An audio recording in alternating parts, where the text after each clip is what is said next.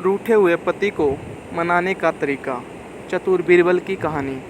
बादशाह अकबर अपनी बेगम से किसी बात पर नाराज़ हो गए।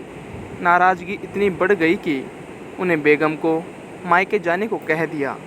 बेगम ने सोचा कि शायद बादशाह ने गुस्से में ऐसा कहा है, इसलिए वह मायके नहीं गई। जब बादशाह ने देखा कि बेगम अभी तक मायके नहीं गई है, तो उन्होंने गुस्से में कहा, तुम अभी तक यहीं हो, गई नहीं? सुबह होते ही अपने मायके चली जाना, वरना अच्छा न होगा। तुम चाहो तो अपनी मनपसंद चीज़ साथ ले जा सकती हो। बेगम सिसकती हुई जिनान खाने में चली गई। वहाँ जाकर उसने बीरबल को बुलाया।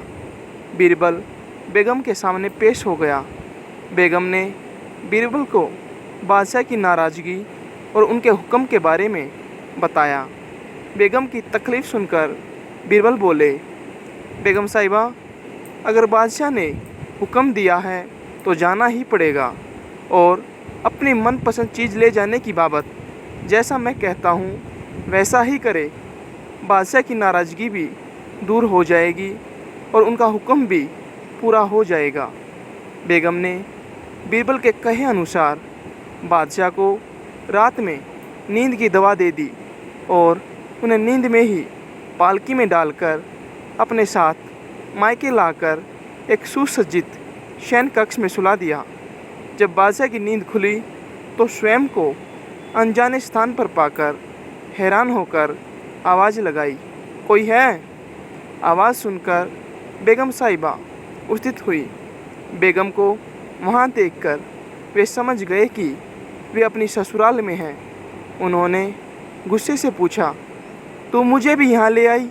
इतनी बड़ी गुस्ताखी कर डाली। मेरे सरताज, आपने ही तो कहा था कि अपनी मनपसंद चीज़ ले जाना, इसलिए आपको ले आई।